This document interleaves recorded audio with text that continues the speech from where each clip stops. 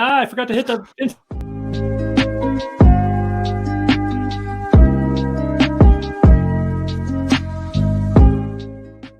Oh my God, that was the best intro ever. I lied. Oh my God, I don't even know what I'm doing. I forgot we were going live. I thought we had a meeting at this time, and I'm losing my mind today. Brad, how are you? Well, I have my Yeti cup that my wife bought me as a present. Ooh, you have your green screen on, so it's. So I do have my Yeti cup, which I'm very excited about. Thank you, honey. This is great. Now I can drink water at my desk. I sat on my backyard yesterday for like 25 minutes in the sun, drinking a high noon. And that was quite possibly the most suburban husband thing I've ever done in my life. A high noon. Is that like it's like a seltzer drink? Is that like a White Claw? Is that what that is? It's kind of like a White Claw, yeah. I don't. So I've reached full suburban status in my life. I don't know if I can be your friend anymore. I wish people could have like heard the conversation we were having before we went live. That's why we're a little delayed. But like, I would love for us to just document every day of what goes on behind the scenes at Macros Inc. And then in like 10 years from now, publish it, and people are just gonna be like, "Good God, what is wrong with these people?" Yeah. Seriously, like if we had an office, it would just be like an episode. I mean, The Office is such an accurate show. How do you get anything done, or how do you turn this? How do you make this from this chaotic nightmare of a mess? Well, it's not even like chaos. Like we're like that is my work business plan that I move sticky notes around all day on. Yeah, but I mean, like we're pretty organized. Like as a company, like when was the last time we had like a fire drill emergency at Macros Inc. that like. You know what I mean? Like March 13th. And then before that, I can't even tell you. Yeah. But like, except for a worldwide global shutdown. Yeah, no, we haven't. Like so we're a pretty well-oiled machine, but just like the amount of stuff and things that go on in a given day. Oh, my hair's I have a good hair day. Is just crazy. I know my hair's finally growing back. Oh, no, it's just out of control. Let's just see how weird I can make it look for the rest of life. Wow. That's long. All right. You look like a teenager right there. I feel like a teenager with a beard is what. Before we get way off topic, which we already have, let's just jump into first topic. Bring it back in. This is MILIVE. This is the podcast that aims to make your fitness and nutrition simple, achievable, and what's our third tagline? Sustainable. Sustainable. We live stream this to Facebook, to YouTube. We have post facto audio clips. Post facto. What a word. The audio is uploaded to the Google machines and the podcast machines, and you can find us everywhere pods are casted. We officially went live last Thursday, and we are number 6 in all of fitness and nutrition and whatever. I think that's iTunes. Number 6 in nutrition. Oh, yes. 61 in fitness and nutrition. Oh, so we are growing. So what would be awesome is if all of the people who are listening right now would just go to their podcast and just download all of the 8 episodes that we have already done. So they count as downloads in the same day. So we'll have like 1 billion, and then we'll be in the top 1%. And then I don't know what happens after that, but it'd be cool. All right. So we got comments already. Dante, who I believe Dante is in Chile and just signed up for coaching. Oh, welcome. That is the last continent that we did not have, obviously not Antarctica, but that is the last inhabitable continent that we did not have a client on. So now we are in all 6 inhabitable continents. And first time managed to catch it. So welcome, Dante. Somebody said we're not allowed to work together in an office. LOL. That's probably true.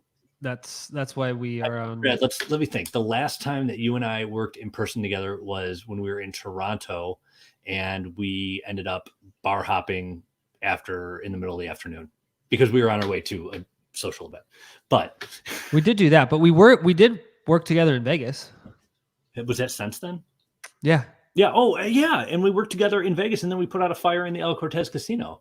I mean, we basically single-handedly saved Sin City. And then I got yelled at for putting out a fire in the El Cortez Casino.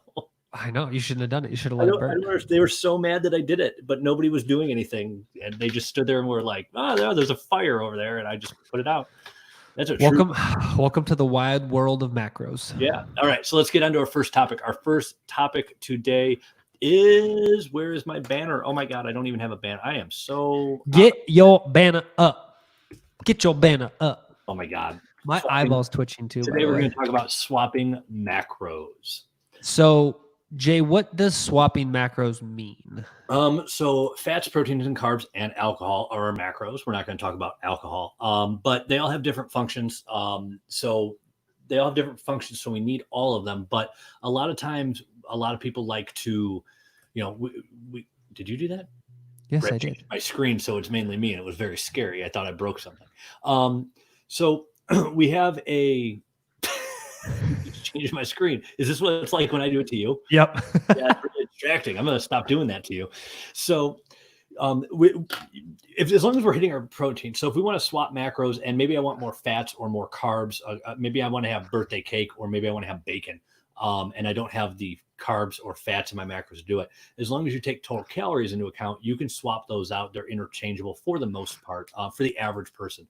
Protein, we want to really keep the same. So adding more flexibility to a flexible diet. Yeah. So this is flexibility squared. So FF. Oh my God. Oh my so God. You said there are some circumstances where you shouldn't swap macros. Like what situations would you find yourself in where if a client was like, "Hey, I really want to just on the daily average just swap my carbs and fat back and forth as long as I account for it." What would be situations where you'd be like, I don't really think we should do that? Yeah, an endurance athlete is the primary one. And assuming there's no metabolic issues or no underlying health conditions that we have to be concerned with, I would definitely be okay with anybody except for somebody who's an endurance athlete. Those are pretty much my only ones that I have concerns with. If I'm not a cardio endurance person, but if I'm going out hiking for the day or I'm going to be in the sun all day, I tend to make sure I have more carbs because I use them more. But outside of that, I don't track my protein. I don't track my carbs and fats. Okay. Is there somebody else you're thinking of? Well, yeah, I guess so. My thing is endurance athletes are definitely one of those people where you have especially on training days, you have a little less flexibility. I also would just say kind of high performance athletes in general. They shouldn't be on like, hey, let's swap all my carbs for all my fats. They need to have a more modest, moderate usage of their macronutrients. So they really need to do a good job of making sure they're having at least enough carbohydrates. Yeah. Okay. That's a fair statement. I agree. And I gave an oversight to that. Yeah. So, I mean, you were spot on, right? Endurance athletes, but that's kind of like the average everyday person who's not like a professional athlete, right? Is probably just an endurance athlete. So they would fall in that. But if you're like a high level CrossFit athlete or, you play professional sports, it's also something to consider. Yeah. Agreed.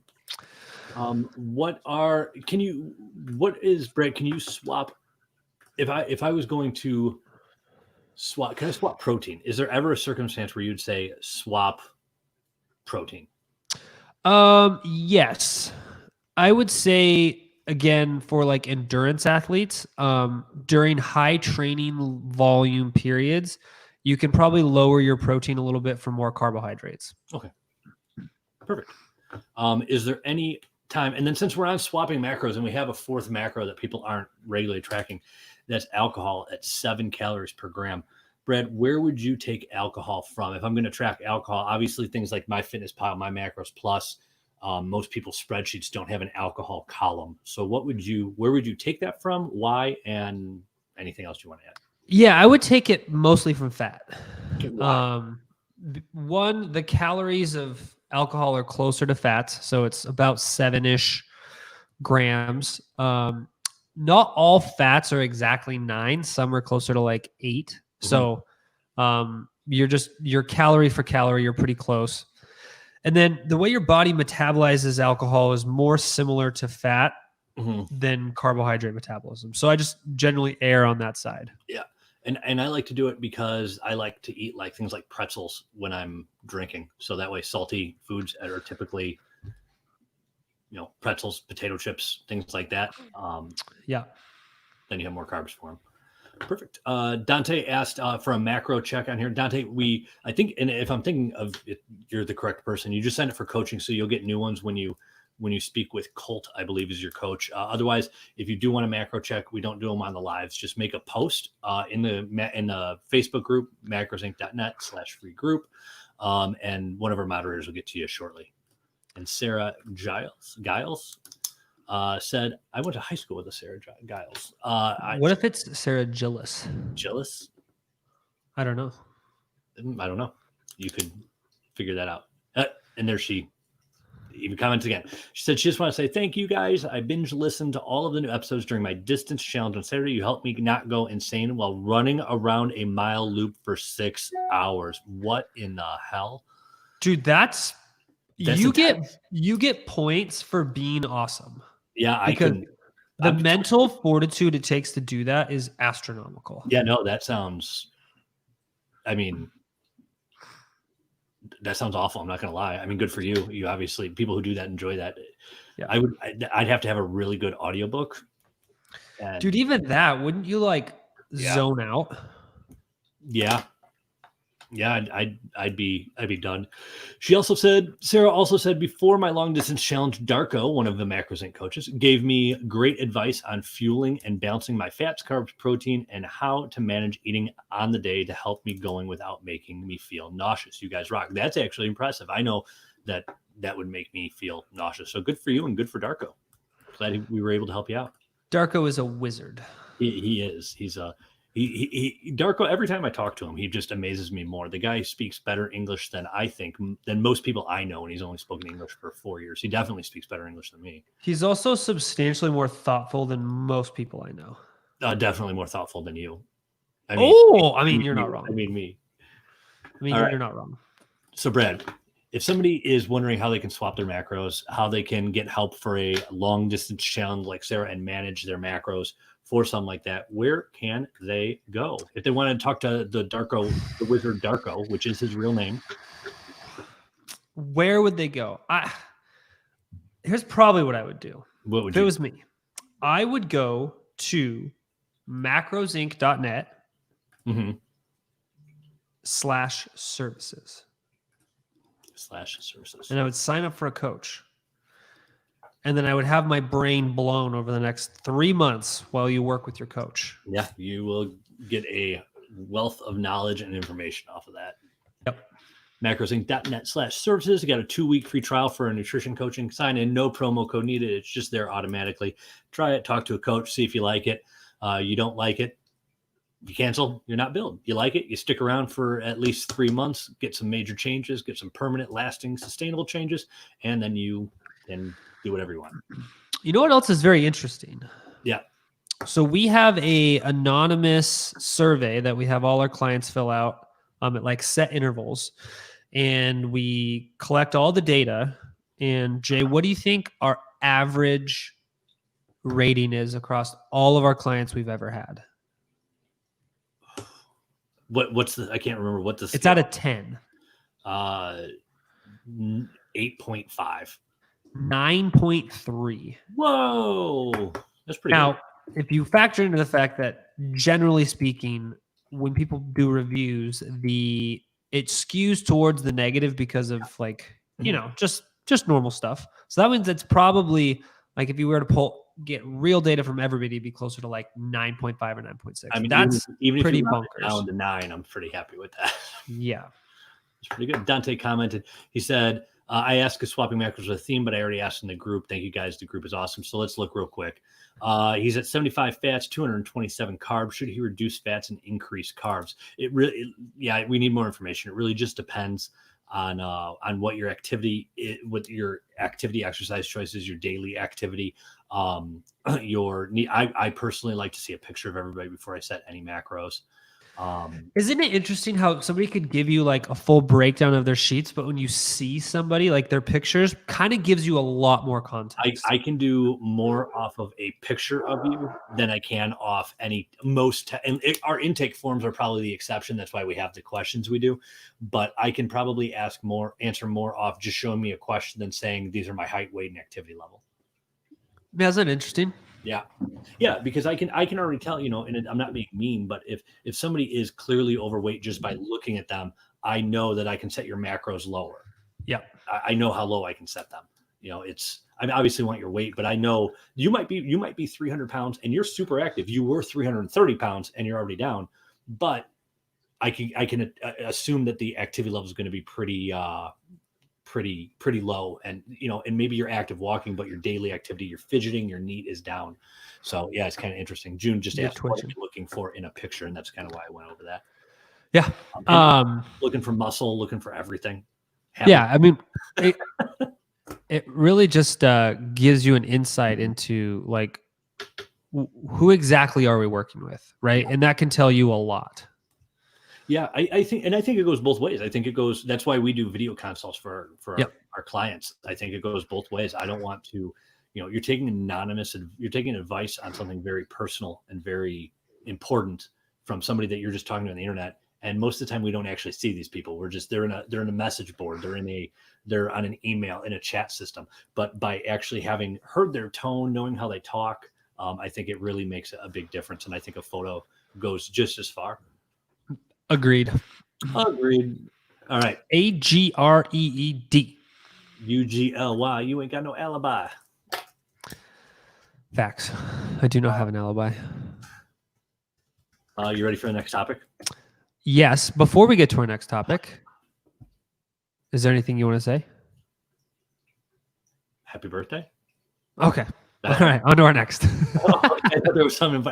Happy Monday. I don't know. I thought I missed something. It is a Monday.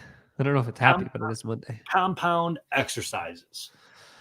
Jay, if you were to define compound exercises, how would you define them? Why are you asking such hard questions today? I do not like this. Is supposed to be me asking you questions. I don't like it this way.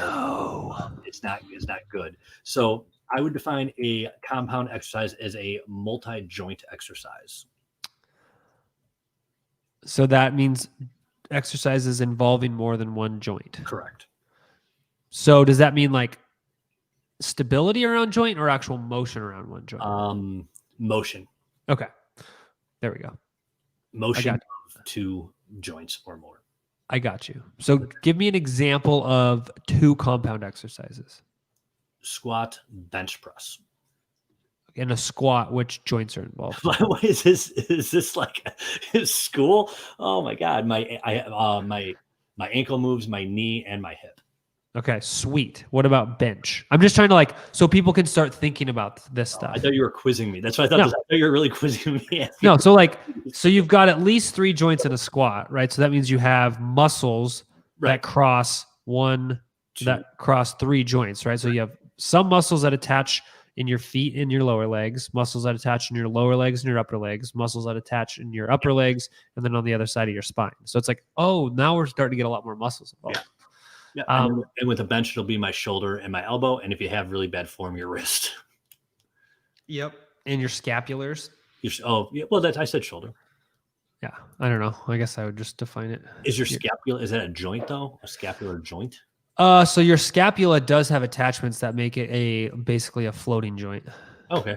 Yeah, you've got your acromion that attaches back here, and it kind of articulates a little bit like a joint. I didn't know it was classified as a joint.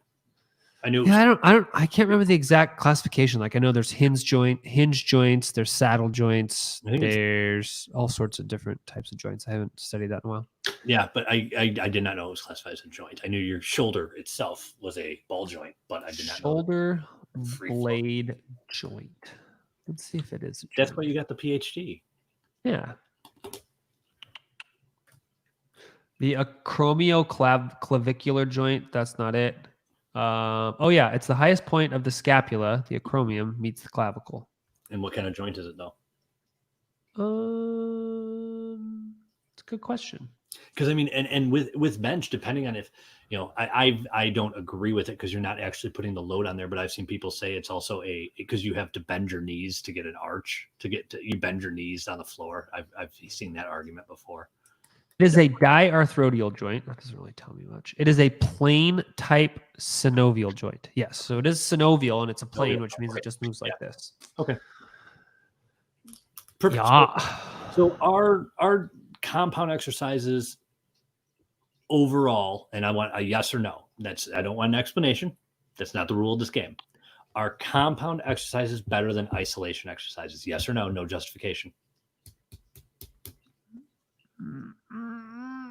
No justification. I know it's killing you. I know, because the explanation is going to be long. This is my new favorite game. We're going to play a game every day. I get 5 questions, and we're not going to do this every day, but I get 5 questions. You just have to say yes or no with no explanation.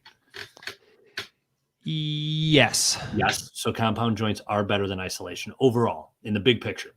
Yes. Okay. I will. God, that's so brutal, Jay. It's just a great game, though. No. So now you say with all the things going through your head, yes, you say they're better. Now, go ahead and explain. So compound exercises, the benefits are you get a lot more strength development out of compound exercises. Mhm. You generally get more metabolic utilization. So you burn more calories. You get more neurological development. You get greater coordination development generally. And your, like, generally speaking, your kind of elastic series components, so your tendons, ligaments, your kind of tendomuscular junction, which is called your aponeurosis, gets different type of loading generally during compound exercises that can make them more resilient to some types of high energy injuries. So that's generally speaking why compound exercises have substantial benefits. Okay.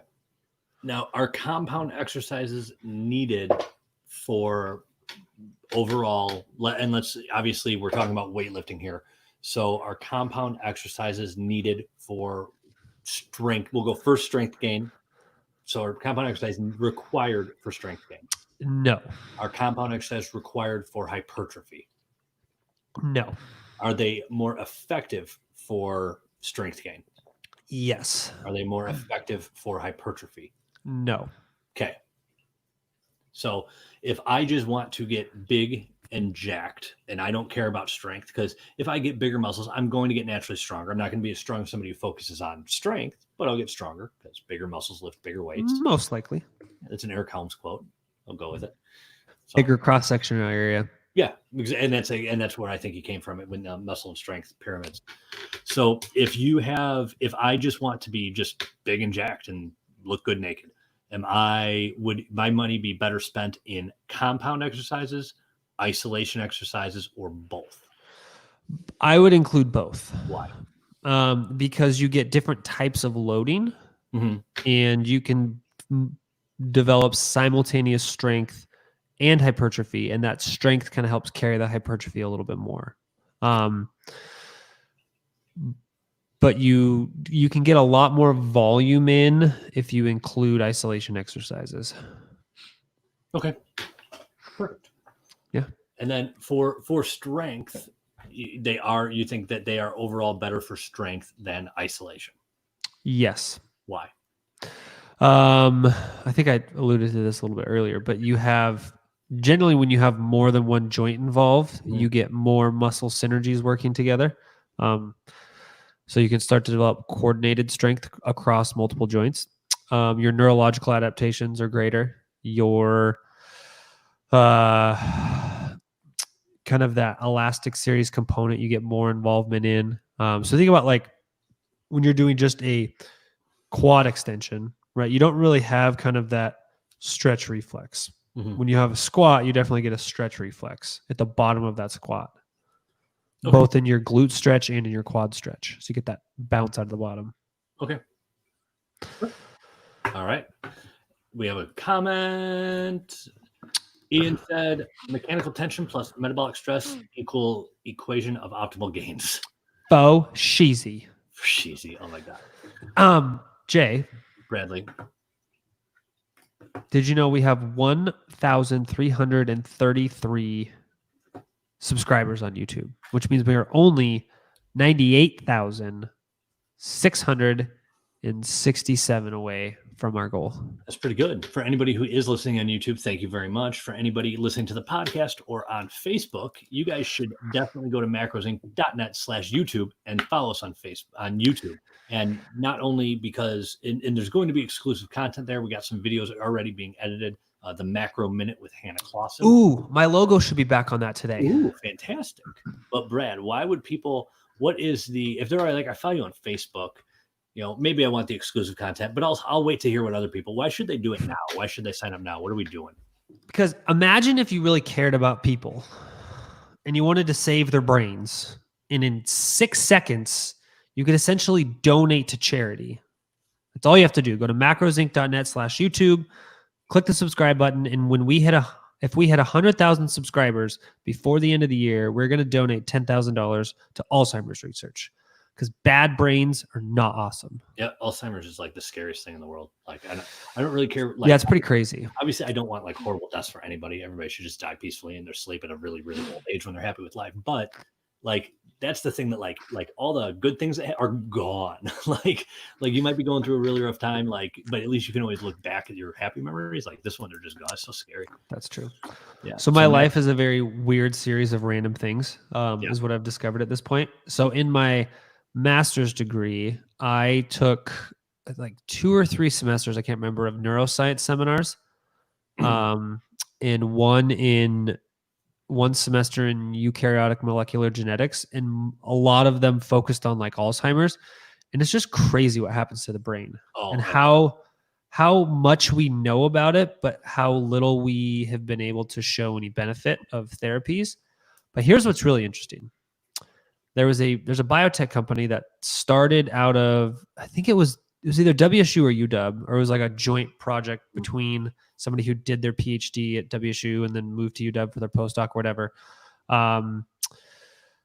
They were called 3M Biosciences originally, because it was like M, and M, were the names involved. But they have a Alzheimer's drug that I think is in phase 2 right now that actually does neuron regeneration. Mm-hmm. It's pretty crazy stuff. Pretty cool. Yeah. The neuron regeneration would be huge. Yeah. Oh, I want to see what it was called. It was like Allothera or something like that. Huh. That'd be neat. Ian said, I didn't know you guys were donating to Alzheimer's charity. Thank you for that. I have family with it and agree. It's horrible. Yeah. It's working at it when I was I've had family who's had it, but even that, just being a paramedic and seeing it all the time, it's just awful. So Brad, while you're looking that up, you ready for our next topic? The last one of the day? I am always ready. All right. This one I saw on Twitter, and I saw people arguing over this and saying you need to watch your protein intake because you'll get protein toxicity. So that's what we're going to talk about. I cut my mouth shut because I only argue with people under a fake account under Twitter, and I only argue politics, no nutrition stuff, because I don't see a point in arguing nutrition. And I don't even argue politics. I actually like to have like real discussions about it. Yeah. But the protein toxicity. So Brad, without any, just yes or no, that's all I need. Yes or no. Is protein toxicity a real thing? Yes. Is it something that, and these are all yes or no questions, is it something that is common? No. Can it kill you? Yes. Would it be a painful death? Probably would not be great. It was yes or no? Yes. Yes. Okay. Now, who is the general public at risk for protein toxicity? Like the average person, do they have to worry about this? No. So we're mainly talking about like renal patients, right? People with kidney disease. We are talking about 2 types of people. People who have, maybe 3. People who have pretty robust kidney disease. Mm-hmm. People who have a very high protein, very, very, very low fat intake. Okay. Or people who have some genetic protein metabolism disorder. Okay. And is it any type of protein, or specifically animal protein, or like if I cut animal, let's say I have and obviously the genetic one might be different, but if I have like an underlying renal disease and I switch to a vegan diet, but I'm still getting protein in from all the plants, does that still cause the same issues? Yes, it can. Okay. Yeah. Generally speaking, the amino acid profiles of plants have slightly less deleterious effects on damaged kidneys than animal proteins do. And it just has to do with size, charge, and signaling properties of some amino acids. Okay. But that effect is pretty minor. Okay. So in a normal person, and I don't mean normal as in they're not normal. I mean, is an average healthy adult. How's that? Average healthy adult. If I have a surplus, this plethora of protein, let's say 400 grams of protein in a day, what am I going to do? I'm obviously not going to utilize all of that protein. What do I do with the extra protein?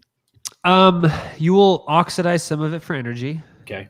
You will have some of it go towards your free amino acid pool, which will be used for enzymes, antibodies, all sorts of stuff. Mhm. And then you'll denitrogenate it, so you'll remove the nitrogen, and then you'll pee out most of the extra nitrogen. Okay. Will I use any of it for immediate energy? Yes. Yeah. What is your body? How does your body convert that? I can't remember what that's called. The process, the deamination process. Yeah. So you deaminate it, so you pull off the nitrogens. I thought there was I thought it had a name like. Well, you can go through gluconeogenesis, There you go, which is the creation of glucose from glycerol and amino acids and pyruvate How common is gluconeogenesis? or lactate. It all the time. It's always going on in your body. And we're converting protein into glucose at that point. We're converting a bunch of carbon skeletons into glucose, and those carbon skeletons come from fatty acids, proteins, and those can get stored those get used for energy, or they get stored as fat. No, they generally get used for immediate energy usages. And then some of it can be converted into fatty acids and stored as glycogen, but it's a very small percentage. Okay. And I'm kind of getting off topic here, but it's along the same lines and building on where we're at. It's a newer rumor going around that too much protein you can't get fat off protein. So, but you're not going to store protein as fat. What you're going to do is use the carbon skeletons that are converted to glucose for energy, and you're just not going to oxidize fat that you already have stored, and you're going to store all carbohydrates as fat then, correct? Yes and no. Okay. Yeah. So you'll have protein. Pardon me? And I get fat off of too much protein. You can, but it's very difficult. Yeah. So kind of that process, what would happen is you would have kind of a suppression of fatty acid oxidation. Mm-hmm. So your fat stores would not be utilized for daily energy as much because you'd have enough energy. Mm-hmm. And generally speaking, protein is also insulinogenic. Okay. So you'd have some insulin effects. Your protein would get converted into glucose. Some of that protein those carbons can be converted into fatty acids, but it's pretty inefficient, like really, really inefficient. It actually would probably cost you more energy to do that. And then you would have some suppression of carbohydrate oxidation, and then that would kind of spare fatty acid oxidation as well. Okay. So minimally storing protein. So if I'm going to go over on one of my macros, like I'm starving, it's midnight, and I hit my macros. If I had to pick one, you'd pick protein to go over on? Yes. Because is there a chance it just might not affect your weight at all? Yes. Interesting. I like that. Let's not advise that to people, but yeah, that's okay. It's pretty crazy. I'm just going to keep shrimp in my shrimp, fried shrimp, grilled shrimp, potatoes and shrimp, shrimp salad, lemon shrimp. We're not doing Bubba shrimp impressions today. I just watched Forrest Gump not too long ago. I really like such a good movie. Yeah, it is. Ooh. What? I have an announcement to make. We're still talking about protein toxicity, but go ahead. Okay, I'll make it after we're done talking about protein toxicity. Okay. Who is so at risk? Is this something that somebody's they're gonna be eating a lot of protein and then find out that they probably shouldn't be eating that much, or is this something that you already know that you're at risk for developing this? I mean, if you have established kidney disease, you would have recommendations around it. Like the doctors would tell you. Really the only circumstances are if you have like a genetic condition in which you would know. And then the last one is if you're having pretty high protein intakes and very low fat intakes. And so generally that is what we call rabid starvation. Mm-hmm. So they call it rabbit starvation because rabbit is a meat source, is very, very, very lean. Like rabbits just don't carry much adipose tissue at all, right? Like wild rabbits. So if you're like out in the woods and you're only eating wild rabbits for like weeks on end, you will get rabbit starvation where you will have protein poisoning essentially from too much protein and not enough fatty acids.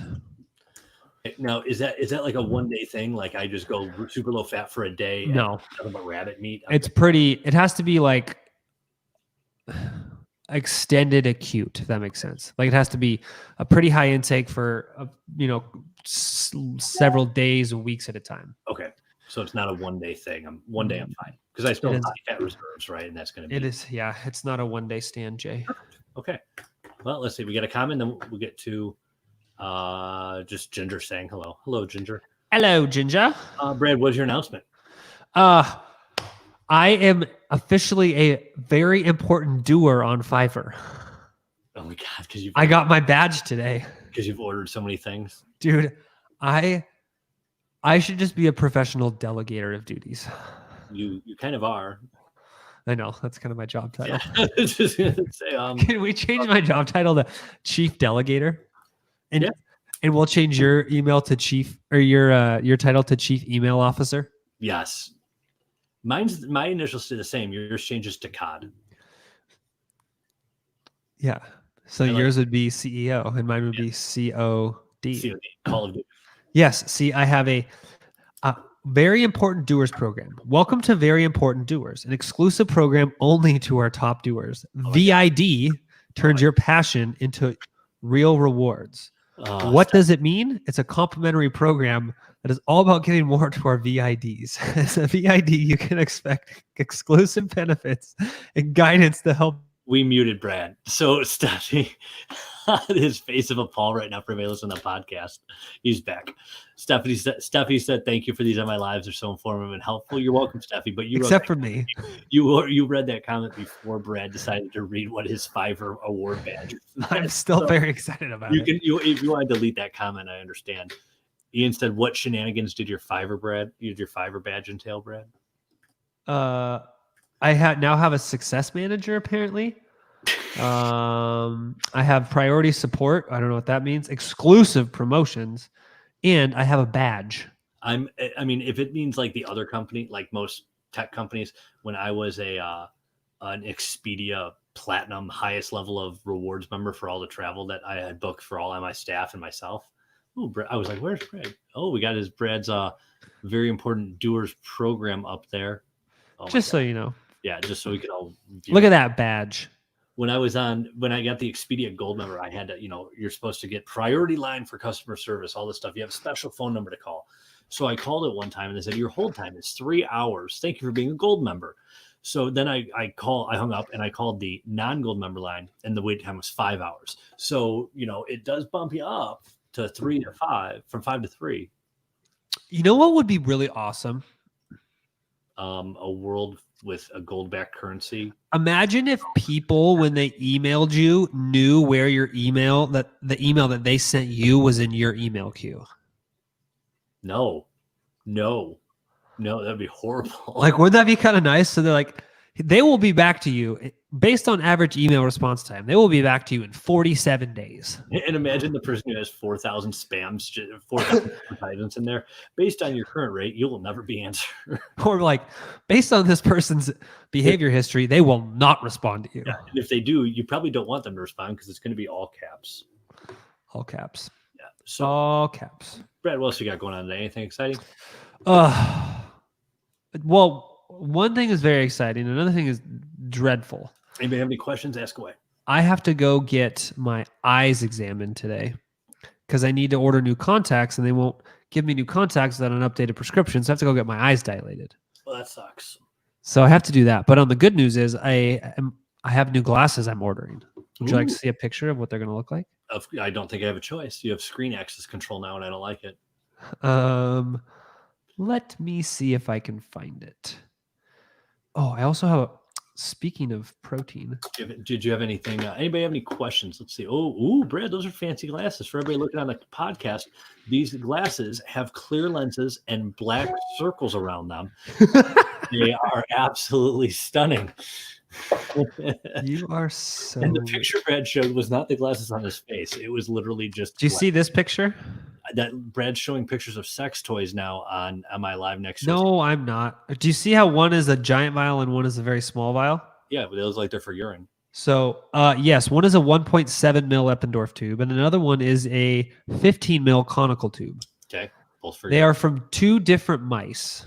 They are 24-hour urine collections. Okay. The small one is from a non-diabetic mouse, and the large one is from a diabetic mouse. So you can see how much more the diabetic mice drink and how much more they pee in a given day. I think the real question is, I have two questions. Two. Yes. One, why are you showing me pictures of my Because mouse urine? like And two, why do you have pictures of mouse urine on your phone? Well, I'll answer the latter question first, so it gives you some context. I spent 8 years of my professional life studying diabetes. I spent 4.5 years of it studying the effects of diabetes and protein intake in the kidney. Mhm. And so I was doing some studies where I was genetically modifying kidneys to see if our protein of interest was involved in the disease. And so part of it was I had to collect 24-hour urines to measure inflammatory biomarkers in the kidney Okay. and in the urine. And so I was picking up all the 24-hour urine samples, and I saw this, and I was like, because a lot of times we talk about like, hey, some of the symptoms of diabetes are increased thirst, and people are like, whatever. They don't think much about it. Yeah. So this is what like It's a good there reference. is a 10-fold difference in urine output between these mice, which is crazy. Oh, that's a good. Why am I showing it to you? Because we're talking about protein, and this was a study I did on protein and inflammation in the kidney of mice with diabetes. Do you think people who work construction go around showing each other pieces of concrete? Like, dude, check out this piece of concrete that I nailed in 1983. I hope so. My dad does that with Polaroids of fires. You'll be sitting in his garage and be like, look at this fire from 1996. It was a bad Backdraft. Yeah. Oh, do not even get started on backdraft. I was not allowed to watch that movie until I was like a teenager and watched it at somebody's house. He would not let me watch that because There was a what's that YouTube channel where they do like super slow-mo? Like they do the one where they show like a photon moving, like that's how fast their cameras are. So they did one with a backdraft where they like had the shipping container, and they like opened the door and there was like nothing, and then whoosh. Yeah. It was crazy. Yeah, you can sometimes see the yellow. It's supposed to be yellow smoke is what you can see, but I think it happens so fast you can't see shit. All right, Steffi B has a question. If I'm running for 2 to 3 hours on my long run day, should I eat my regular 130 grams of protein or reduce protein and eat more carbs and fats, or is a higher protein good for recovery? Yeah, I would say I wouldn't change your protein at all. I would maybe like if you feel like you need more carbohydrates on those days for recovery purposes, I would just swap some fats for more carbs on that day. Yep. And she said, also, am I still able to cut if training for a half marathon? You are, yes. I would say it's not optimal. I would also say don't aim to cut. I would say fuel for your training so you have adequate recovery. You don't get like stress fractures or shin splints or, anything like that. But if you do manage to lose weight as a result of that process, then that's great. Yeah, I would add to that. Like you can do both, right? You can always train for a marathon diet, but pick one that's your priority. Is the performance at your marathon your priority, or is your weight loss your priority? And like Brad said, you set up your macros to probably fuel your training. I would switch everything over to maintenance and try to keep your body weight the same while you're running 30. If you're running 30 miles, 50, I don't even know how much you run training for a half marathon, but let's say you're running 30 miles a week. If you're running 30 miles a week and your body weight stays the same and you're at maintenance macros, you're going to recomp quite a bit. You'll shed some body weight, you'll increase your times, but it won't be significant. But that's the best of both worlds, in my opinion. At least that's what I would do. IYO. IYO. In your opinion. Oh, in your opinion. Oh my God, I hate you. How many times a day do you text me that? What?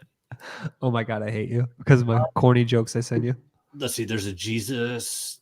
There's a SOB. Oh my God. Oh my God.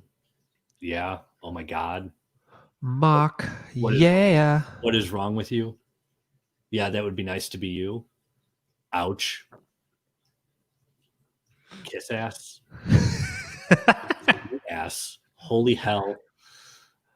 Are these me to you or you to me? These are me just replies to things. Pretty accurate. LOL.